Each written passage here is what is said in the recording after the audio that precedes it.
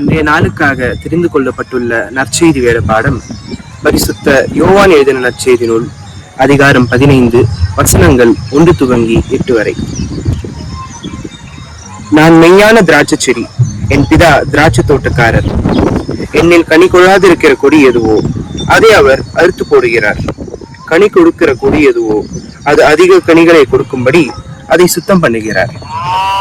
நான் உங்களுக்கு சொன்ன உபதேசத்தினாலே நீங்கள் இப்பொழுதே சுத்தமாயிருக்கிறீர்கள்.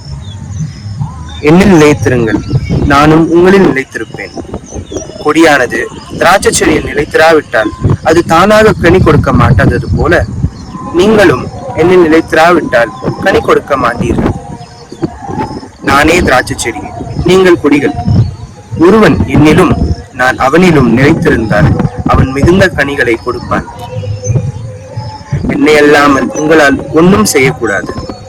ஒருவன் என்னில் நிலைத்திராவிட்டால் வெளியே எரியுண்ட கொடிகளைப் போல அவன் எரியுண்டு உணர்ந்து போவான்.